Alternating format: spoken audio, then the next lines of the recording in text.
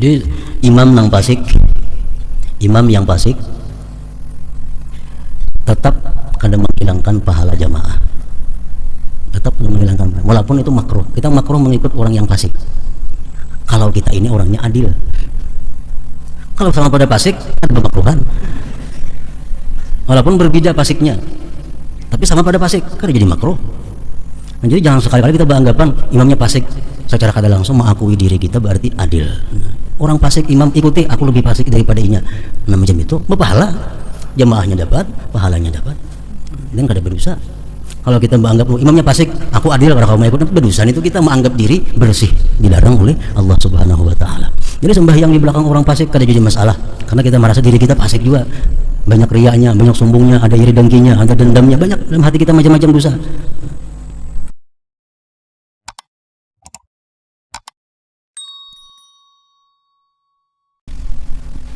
Keutamaan salat fardu. Allah Ta'ala berfirman, Inna salata kanat 'alal mu'minin kitaban mawquta.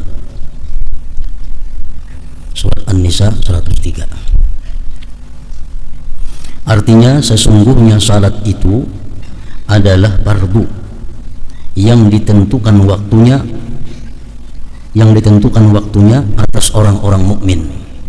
Jadi dalam firman Allah Subhanahu wa taala ini dapat diambil beberapa faedah. Pertama, sembahyang itu ada ketentuan-ketentuan waktunya yang kada boleh dilaksanakan sebelum ataupun sesudah waktunya.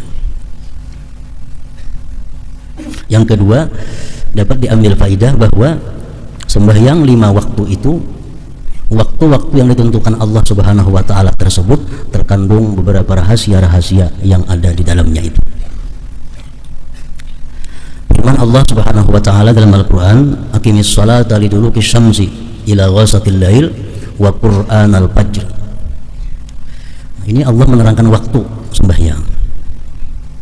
Aqimis salata liduluki syamsi ila ghasatil lail wa qur'anal fajr. Dirikan sembahyang itu mulai tergelincir matahari sampai malam. Di situ ada 4 sembahyang: zuhur, asar, maghrib, isya, wa qur'an al-fajri, dan subuh. Nah, jadi waktu-waktu yang ditetapkan oleh Allah Subhanahu wa taala itu tidak boleh dilewati daripada ketentuan-ketentuannya. Oleh karena itu, ulama-ulama khususnya ahli fikih mengatakan as-salatu qabla al-waqti la tasihhu wa tajibul i'adah. Sembahyang yang dilaksanakan sebelum waktunya tidak sah dan wajib mengulang, wajib mengembali, walaupun melalui perhitungan. Umpamanya perhitunganku ini waktu sudah masuk sembahyang, ternyata belum masuk. Nah, sembahyang itu kada sah dan wajib dibuliki, diulangi. Wassalatu ba'dal waqti ghairu maqbulah wa tajibu taubah. Adapun sembahyang itu dilaksanakan sesudah waktunya tidak diterima oleh Allah dan wajib dia tobat.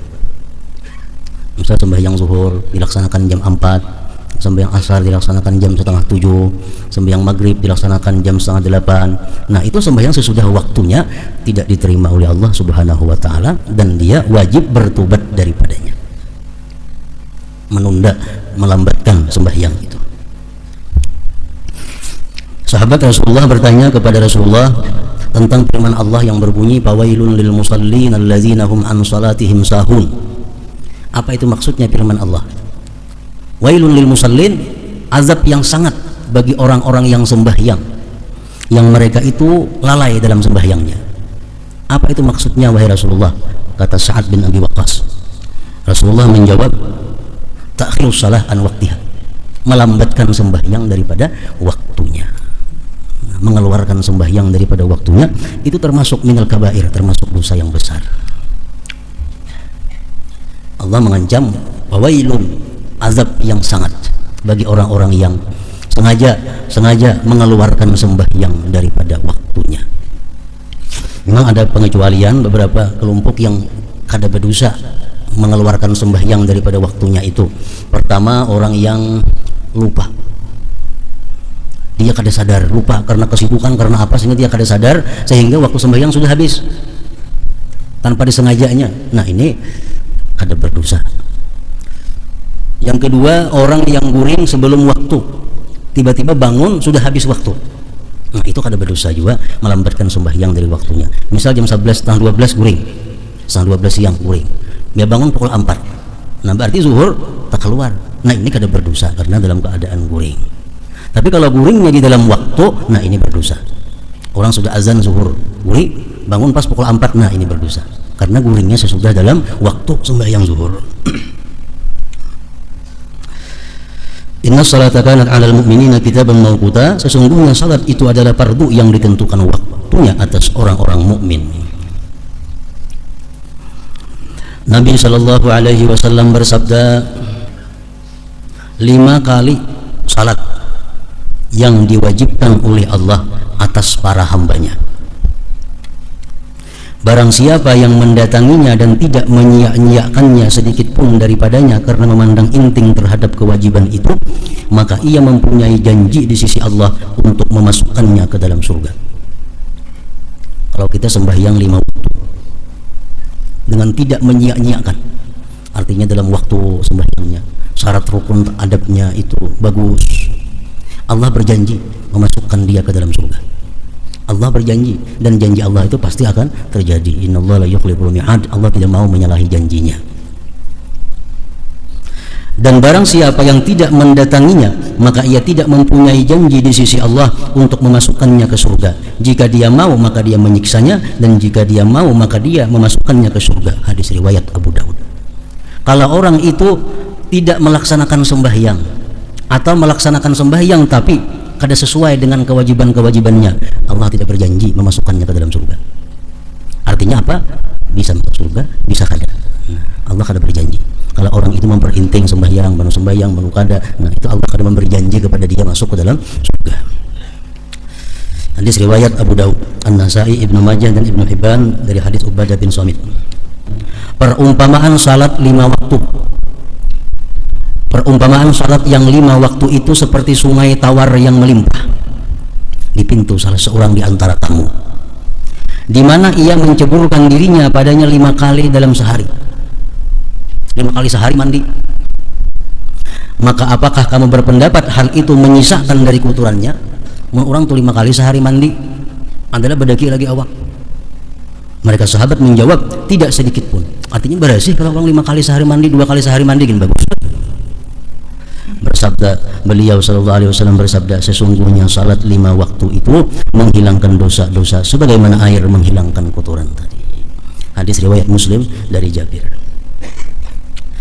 Dan Nabi sallallahu alaihi wasallam bersabda, innas salawati kaffaratun lima bainahunna majtunibatil kabair.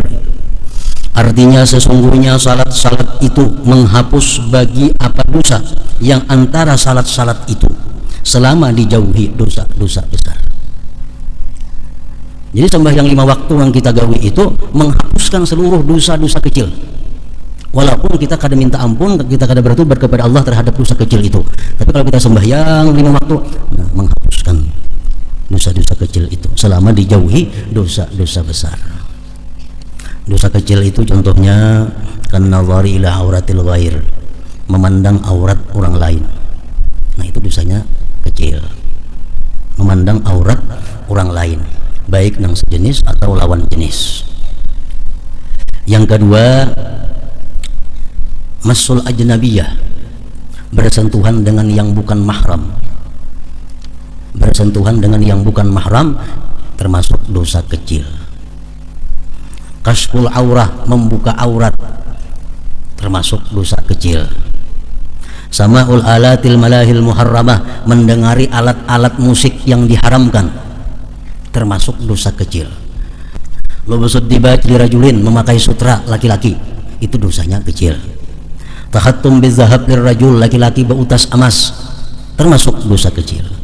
Makan atau minum memakai bejana yang terbuat dari emas pirak, sindok terbuat daripada emas, umpamanya bubuhan raja-raja makan, nah termasuk dosa kecil. Su'uzzan, buruk sangka kepada orang, termasuk dosa kecil.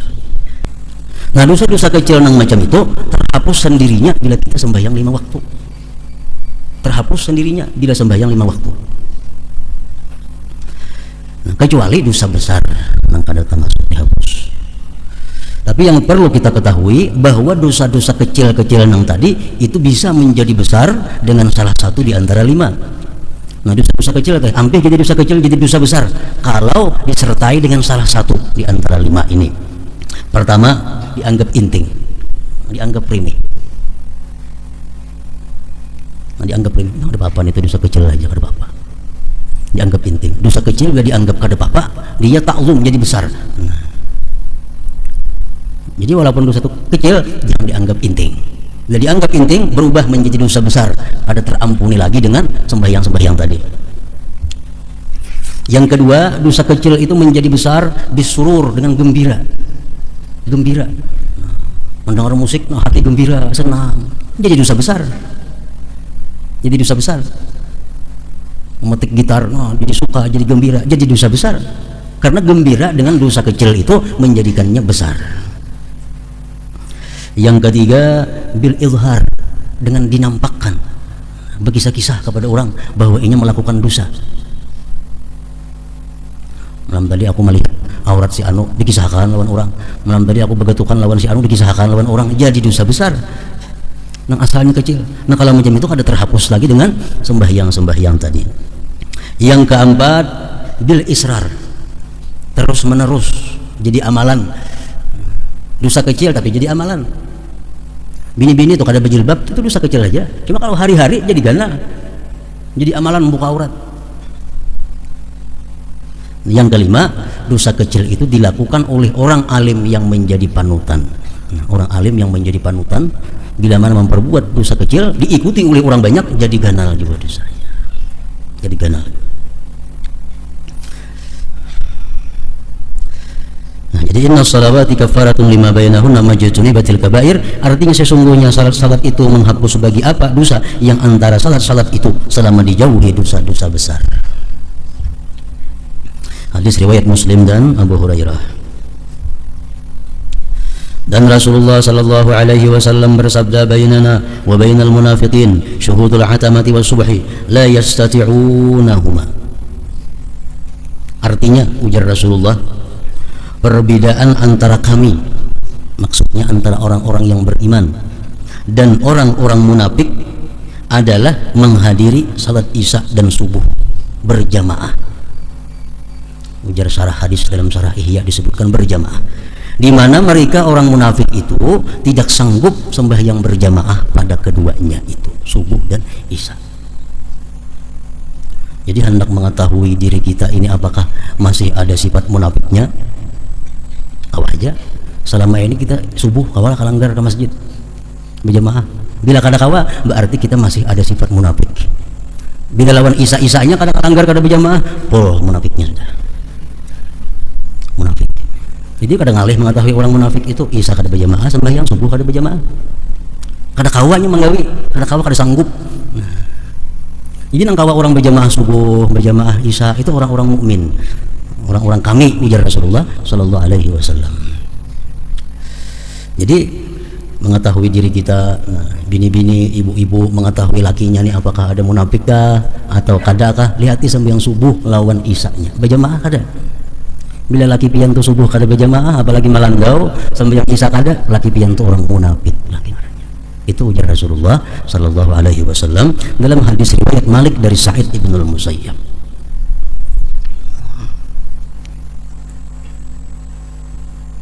Amun yang mbah nu berjamaah mbah nu kada bang, berarti mbah nu munafik mbah nu kada juga. Orang munafik itu artinya orang yang kada jujur. Orang tuh besi kawan, kalau munafik kawannya itu kada jujur. Kada jujur. Karena munafik ini secara umum adalah artinya orang yang zahirnya baik, batinnya rusak. Zahirnya bagus kelakuannya, tapi hatinya rusak. Itu termasuk munafik. Nah, jadi logikanya orang yang berhati kada baik, hanya zahirnya aja baik, sampai yang subuh berjamaah itu kada kawa. Kada kawa, mesti para rumah langgar para 10 langkah kada kawa turunnya. Yang balangkah 10 langkah sampai meluncat sampai sekali loncatan paribasa kada kawanya sampai yang berjamaah subuh itu. Kenapa? Dijarat oleh sifat munafiknya itu. Termasuk orang munafik, orang yang hanya selalu memperbaiki penampilan zahir. memperbaiki penampilan zahir supaya kelihatan baik, kelihatan salih, tapi hatinya kada makmur, hatinya kada diperbaikinya. Itu munafik. Jadi imam yang fasik tetap kada menghilangkan pahala jamaah. Tetap menghilangkan pahala. Walaupun itu makruh. Kita makruh mengikut orang yang fasik. Kalau kita ini orangnya adil. Kalau sama pada fasik ada pemakruhan. Walaupun berbeda fasiknya, tapi sama pada fasik kan jadi makruh. Nah, jadi jangan sekali-kali kita beranggapan imamnya fasik secara kada langsung mengakui diri kita berarti adil. Orang fasik imam ikuti, aku lebih fasik daripada inya. Nah macam itu berpahala, jamaahnya dapat, pahalanya dapat, dan kada berdosa. Kalau kita menganggap imamnya fasik, aku adil, kalau kamu ikut berdosa, itu kita menganggap diri bersih, dilarang oleh Allah Subhanahu wa taala. Jadi sembahyang di belakang orang fasik kada jadi masalah, karena kita merasa diri kita fasik juga. Banyak riaknya, banyak sombongnya, ada iri dengkinya, ada dendamnya, banyak dalam hati kita macam-macam dosa. Ibnu Umar, sahabat Rasulullah Sallallahu Alaihi Wasallam, beliau mau sembahyang di belakang Al-Hajjaj. Hajjaj ini orang yang sepakat seluruhnya mengatakan fasik, banyak membunuh sahabat-sahabat Rasulullah. Al-Hajjaj ini, waktu Hajjaj jadi imam, Ibnu Umar mau ikut di belakang. Padahal Ibnu Umar ini sahabatnya Rasulullah SAW. Karena mempermasalahkan Sidin dengan itu. Kenapa? Karena Sidin merasa diri Sidin pun belum tentu lebih baik daripada Hajjaj. Jadi jangan ada alasan imam itu kada baik, imam itu fasik, jangan ada alasan. Dan andai kata imam fasik, kita orang adil umpamanya, umpat kita berjamaah, menurut pendapat yang muktamad dari Imam Subki, tetap dapat pahala jamaah itu. Tetap, walaupun makruh tapi tetap pahala, dan lebih afdal daripada sembahyang seorangan di rumah. Lebih afdal daripada sembahyang seorangan di rumah. Imamnya orangnya fasik, jelas kefasikannya, tapi yang lain nggak lagi nang jadi imam, nang maunya itu aja orangnya. Nah kita sembahyang di rumah seorangan, dilanggar fasik imamnya, lebih baik empat fasik itu daripada sembahyang menyendiri di rumah. Nah ini sembahyang fardu maksudnya. Orang mati banyak ketinggalan sembahyang, Allah akan memperdulikan dengan kebaikan-kebaikannya yang lainnya. Artinya ada hadis mengatakan awwalu ma yuhasabu bil abdi as-shalah fa in fasadat fasada sa'iru amali. Awal yang dihitung Allah itu sembahyang. Kalau sembahyangnya banyak ketinggalan, banyak ada beres, rusak seluruh amalnya. Nah jadi orang yang bertemu Allah, dia banyak kada sembahyang, Allah kada peduli dengan sesuatu dari kebaikan-kebaikannya yang lain. Karena kita ketahui sembahyang itu tiangnya agama. Kalau agama kada bertiang, kada kalah kita mau ulah yang lain-lainnya. Nah jadi orang nang mati, kuitan kita dan sanad kita, keluarga kita nang mati, nah, kita bagus bertakun ada kahinya ketinggalan sembahyang 5 waktu. Walaupun itu menurut Imam Syafi'i, menurut imam kita, bahwa orang yang sudah mati itu kada boleh dikadakan dan kada boleh dikadakan, kada boleh dipidyahkan. Itu mazhab Imam Syafi'i, imam kita. Jadi kalau orang itu mati, inya batinnya sembahyang, sudah ya, terserah Allah jadi kita. Allah nama ampuni, diampuni Allah, nak kada dimasukkannya ke dalam neraka, terserah kepada Allah. Itu mazhab Imam Syafi'i. Nah kemudian pendapat-pendapat ulama daripada pengikut Imam Syafi'i, mereka berbeda dengan Imam Syafi'i dalam hal ini. Antara lain Imam Nawawi contohnya, beliau mengatakan bahwa orang yang mati itu bertinggal sembahyang boleh dikadakan oleh keluarganya atau siapa yang disuruh keluarganya, dan boleh juga dibayarkan fidyahnya. Nah itu mazhab daripada pengikut Imam Syafi'i. Kalau Imam Syafi'inya kada boleh dikada, kada boleh dibayar fidyah. Itu Syafi'i. Pengikut Syafi'i boleh dikada, boleh, kada wajib, kada boleh dikadakan oleh nang keluarga, boleh dibayarkan fidyahnya. Nah.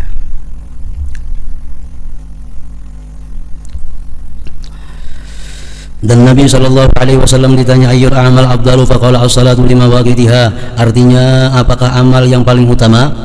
Kalau beliau menjawab salat pada waktu-waktunya. Itu amaliyah yang paling utama, sembahyang di dalam waktunya, jangan terkeluar waktu. Dan Nabi Sallallahu Alaihi Wasallam bersabda, man hafaza 'alal khamsi bi ikmali tuhuriha wa mawaqitiha kanat lahu nuran wa burhanan yaumal qiyamah wa man dayya'aha husyira ma'a fir'auna wa haman. Barang siapa yang memelihara salat 5 waktu dengan menyempurnakan bersucinya dan waktunya, maka ia mempunyai cahaya dan bukti pada hari kiamat. Dan barang siapa yang menyia-nyiakannya, maka ia dikumpulkan bersama Fir'aun dan Haman. Riwayat lain menjelaskan wa man lam yuhafiz 'alaiha, siapa yang tidak bisa memelihara sembahyang, lam yakun lahu nurun wala burhan wala najatun, tidak ada baginya di hari kiamat nanti cahaya, bukti dan keselamatan. Wa kana yaumil qiyamah, dan dia pada hari kiamat nanti ma'a Qarun, dikumpulkan beserta Qarun, wa Fir'aun, wa Haman, dan Haman, wa Ubay bin Khalaf. Itu hadis lain demikian. Jadi orang yang kada sembahyang ini di akhirat kayaknya dikumpulkan kada bersama Rasulullah. Imma Qarun kena kawannya, atau Fir'aun, atau Haman, atau Ubay bin Khalaf. Ini 4 manusia yang paling celaka di dalam dunia. Kenapa dikumpulkan lawan salah daripada 4 orang itu?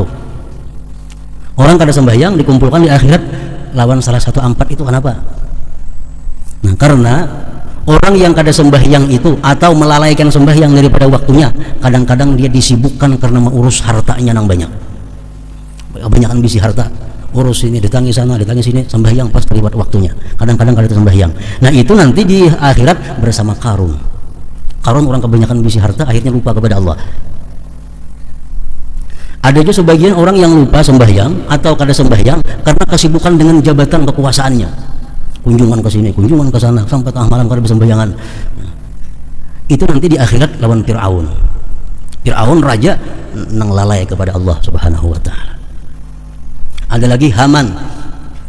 Haman ini adalah orang yang sibuk dengan urusan-urusan kepegawaiannya sehingga dia lupa kepada Allah. Nah, orang-orang yang sibuk dengan urusan kepegawaiannya, nang jadi pegawai di bawah daripada raja pegawai ini, nang jadi stafnya. Nah, karena sibuk mengurus gawian pemimpinnya, orang jadi staf, jadi asisten, urus ini, segan busnya nih, urus karena sembahyang lagi di akhirat Haman kawannya.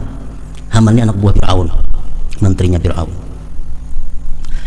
Nah, orang kebagian kada sembahyang atau lalai sembahyang, terlambat sembahyang karena urusan perdagangannya, bertukar barang pas terlibat waktu.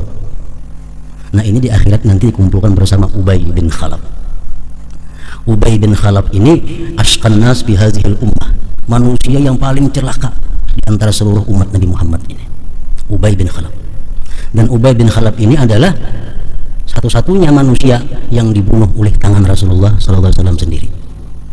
Rasulullah tidak pernah membunuh orang kecuali satu, Ubay bin Khalaf, pada perang Uhud. Nah, Rasulullah mengatakan asqan nas man qatala nabiyyan aw qatalahu nabiyyun, manusia yang paling celaka adalah orang yang membunuh nabi atau dibunuh oleh nabi. Nah, Ubay bin Khalaf ini waktu perang Uhud dibunuh sendiri oleh Rasulullah SAW karena dia bersangatan memusuhi kepada Allah dan Rasulnya. Jadi sepanjang Rasulullah ikut peperangan, hanya saya kaum muslimin bisa membunuh manusia, yaitu Ubay bin Khalaf ini. Nah, orang yang kada sembahyang, yang sibuk dengan perdagangannya, di akhirat nanti dimasukkan dalam kelompok Ubay bin Khalaf ini. Dan Nabi SAW bersabda, miftahul jannah as-salah, artinya kunci surga adalah sembahyang. Dan Nabi SAW bersabda, maftaradallahu ala khalqihi ba'da tauhid ahabba ilaihi minas salah walau kana syai'un ahabba ilaihi minha la ta'abbada bihi malaikatuhu faminhum raki' wa minhum sajid wa minhum qa'imun wa qa'id. Artinya tidaklah Allah mewajibkan atas makhluknya setelah tauhid itu lebih dicintai daripada sembahyang, daripadanya salat. Dan seandainya ada sesuatu yang lebih dicintai olehnya, niscaya malaikat beribadah dengannya. Maka dari mereka malaikat ada yang ruku, dari mereka ada yang sujud, dan dari mereka ada yang berdiri dan duduk. Jadi malaikat itu ibadahnya semua salat. Ada yang disuruh ruku sampai hari kiamat, ruku sampai hari kiamat sejak diciptakan Allah. Ada malaikat yang diciptakan Allah kemudian disuruh sujud sampai hari kiamat, sujud sampai hari kiamat. Nah, semua itu perbuatan sembahyang. Jadi ibadah yang paling disukai Allah sesudah syahadatain, sesudah 2 kalimat syahadat adalah as-salat, sembahyang fardu itu. 12 tahun Rasulullah di Makkah menyiarkan syahadat, dan sembahyang hanya sekali sehari. Menurut sebagian riwayat hadis, sembahyang cuma sekali sehari, bisukan 2 rakaat, sembahyang sunat aja itu. 12 tahun kan tidak sembahyang. Ini Abu Bakar, Umar, Sayyidina Ali, Sayyidina Utsman nang beriman lawan Nabi di Makkah, kan ada sembayangan 12 tahun. Hanya dakwah, mengajak manusia mengucap, meyakini 2 kalimat syahadat. Nah, sesudah 12 tahun Nabi Isra Mi'raj, hanya ada keperluan sembahyang 5 waktu ini. Itu pun dilakukan secara sembunyi-sembunyi. Sesudah hijrah ke Madinah, Rasulullah hanya ada syariat sembahyang berjamaah. Makanya rukun Islam yang pertama syahadatain, 2 kalimat syahadat, yang kedua adalah sembahyang. Itu urutan keutamaan kemuliaan ibadah. Nabi SAW bersabda, man taraka salatan muta'ammidan faqad kafara. Artinya barang siapa meninggalkan salat dengan sengaja, maka ia telah kafir, murtad artinya. zuhur kada sembahyang, sampai orang maghrib kada sembahyang juga, ini orang kafir. Maghrib kada sembahyang, sampai subuh kada sembahyang maghrib juga lagi, ini orang kafir. Nah, man taraka salatan muta'ammidan faqad kafara, artinya barang siapa meninggalkan salat dengan sengaja maka ia telah kafir. Itu bunyi hadis demikian, dan kada ditakwil-takwilkan oleh sebagian sahabat. Sayyidina Umar, Sayyidina Ali, Abdurrahman bin Auf, Mu'adz bin Jabal, Abu Hurairah, Ibnu Mas'ud, Ibnu Abbas, Abu Darda, itu sahabat-sahabat yang berkata bila orang kada sembahyang tanggal gulunya halal, karena dia sudah kafir. Sesudah sahabat lagi Ibrahim An-Nakhai, Ahmad bin Hanbal, Ishaq bin Rahawayhi, Abdullah bin Mubarak, Ayyub As-Sikhtiyani, Abu Dawud At-Tayalisi, mereka berpendapat siapa kada sembahyang kafir, mesti mengucap 2 kalimat syahadat. Karena hadis demikian bunyinya. Imam Syafi'i, Imam Maliki, Imam Abu Hanifah, hadis ini diuraikan menjadi beberapa uraian. Siapa kada sembahyang kafir. Kada sembahyangnya kenapa garang dahulu? Nah, kalau kada sembahyangnya itu karena kulir, itu dia kafir nikmat. Kalau ini kada sembahyang karena ingkar kewajibannya, hanya kafir bujur. Nah, itu mazhab Syafi'i. Tapi sama pada kedua-duanya itu boleh dibunuh oleh pemerintah. Orang kada sembahyang, kenapa kada sembahyang? Maka wajib ulun kulir. Jam kau bertimpun zuhurna sampai maghrib dah kada sembahyang, jam dikeduakan.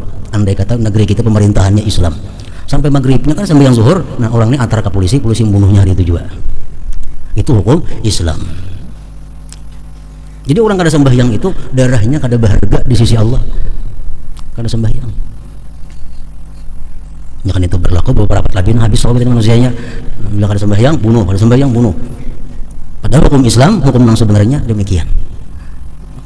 Baik dibunuh daripada kada dibunuh orang yang kada sembahyang itu. Kenapa? Mendatangkan bala bencana kepada yang lainnya. Begitu dilihatannya pina keras, pina kasar, orang kada sembahyang bunuh, pina keras, padahal kada. Amun dilihatkan kena nang musibah, bala, bencana, hama, wiring, macam-macam itu akibat banyak yang kada sembahyang itu membawa kepada demikian itu. Jadi hukum Islam itu kada ada yang keras, kada ada. Hukum Islam tetap mengamankan yang terbanyak, menyelamatkan yang terbanyak. Nah, di kampung saya ikut haji senang kada sembahyang, itu sangat berhak datangnya bala, sangat berhak dibinasakan oleh Allah. Saya ikutnya apalagi banyak. Nah, maka itu hukum Islam orang yang kada sembahyang dinasihati, disuruh tobat, bila kada mau boleh dibunuh. Tapi yang membunuh kada boleh rakyat, mesti pemerintah. Untuk menyelamatkan manusia yang tertinggal, jangan karena bala bencana gara-gara itu.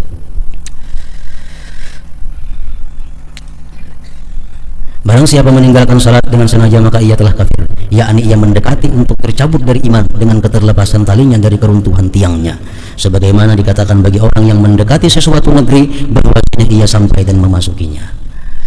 Dan Nabi SAW bersabda, man taraka salatan muta'ammidan faqad bari'a min dhimmati Muhammadin alaihi salam, artinya barang siapa yang meninggalkan salat dengan sengaja maka ia telah terlepas dari tanggungan Muhammad alaihi salam. Nabi kada menanggung, siapa lagi menanggungnya? Nah, jadi kalau orang itu kada sembahyang karena malas, mati, kemana menguburkan? Kalau menurut mazhab Hambali, orangnya di atas sana, Mandala atau kuburan Cina situ. Mazhab Hambali. Kalau mazhab Syafi'i masih boleh dikuburkan di kuburan muslimin, karena ini kada sembahyang itu malas saja, bukan karena ingkar. Nah, itu perbedaan hukumnya. Mazhab Sayyidina Ali, Sayyidina Umar, Sayyidina Mu'adz, bila orang kada sembahyang mati, yang dikuburkan di kuburan muslimin, karena itu sudah kafir. Abu Hurairah radhiyallahu anhu berkata, barang siapa yang berwudu lalu ia membaikkan wudunya, membaguskan wudunya, kemudian ia keluar berangkat dengan sengaja untuk salat, maka sesungguhnya ia dalam salat selama ia menuju kepada salat. Kita berwudu dengan baik sempurna, Bapak sayang, berjalan menuju masjid berapa langkah, selama kita berjalan itu hukumnya adalah pahalanya pahala orang sembahyang, pahalanya pahala sembahyang. Dan sesungguhnya dicatat baginya dengan salah satu dari 2 langkah sebagai kebaikan, dan dengan 1 langkahnya yang lain dihapus 1 kesalahan daripadanya. Apabila salah seorang daripada kalian mendengar iqamah, maka tidak seyogianya baginya untuk terlambat. Sesungguhnya orang yang paling besar pahalanya adalah orang yang paling jauh rumahnya dari masjid, dari langgar. Mereka bertanya, mengapakah ya Abu Hurairah? Ia menjawab, karena banyak langkahnya, banyak hitungan pahalanya. Dan diriwayatkan, inna awwala ma yunzaru bihi min amalil abdi yaumal qiyamah as-salatu, artinya sesungguhnya awal amal hamba yang dipandang pada hari kiamat adalah salat. Jika didapati salat itu sempurna, maka diterima daripadanya dan seluruh amalnya. Orang tuh sembahyangnya sempurna, diperiksa, lulus, amalan lain tuh dihisap lagi, kayak apa puasanya, kayak apa zakatnya, lulus semua Anda. Dan jika didapati salat itu kurang, maka salat itu dikembalikan atasnya, ditolak, dan juga seluruh amalnya. Dan Rasulullah sallallahu alaihi wasallam bersabda, ya Abu Hurairah, mur ahlaka bis shalah fa innallaha ya'tika birrizqi min haitsu la yahtasib. Artinya, hai Abu Hurairah, perintahkanlah keluargamu untuk salat, maka sesungguhnya Allah akan mendatangkan rezeki bagimu dari sisi yang tidak kamu perkirakan. Jadi sembahyang jangan dianggap sebagai penghalang rezeki. Sebaliknya, sembahyang itu adalah sumber mendatangkan rezeki yang tak terduga. Sebagian ulama berkata perumpamaan orang yang salat itu seperti pedagang yang tidak memperoleh keuntungan sehingga murni modalnya. Demikian juga orang yang salat tidaklah diterima salat sunat sehingga ia menunaikan fardu. Jadi jangan hendak sembahyang sunat kalau masih ada hutang fardu. Itu aja dikagak. Bisa 10 tahun, 20 tahun kata di karuan sembahyang, belang kambingan, sekarang tubat. Jangan hendak menggawi sembahyang sunat, Allah akan menerima. Jadi sembahyang fardu sisanya qadaan, qadai asar, qadai zuhur, itu aja digawi. Orang gawi tabliyah asar, seorang mengqada zuhur. Orang menggawi ba'diyah zuhur, seorang menggawi mengqada apa, pokoknya semua waktu digunakan untuk mengqada. Amun menggawi sunat, Allah akan menerima juga Bapak. Menghutang masih ada. Nah, jadi mereka-mereka yang dahulunya banyak kada sembahyang fardu, kada usah menggawi sembahyang sunat. Itu aja dikadai. Allah akan menerima kalau itu belum ditunaikan. Abu Bakar radhiyallahu anhu berkata, apabila datang salat, maka berdirilah kamu kepada apimu yang telah kamu nyalakan, lalu padamkanlah api itu. Artinya sembahyang itu memadamkan kemarahan Allah Subhanahu wa taala. Nah, keutamaan menyempurnakan rukun-rukun salat.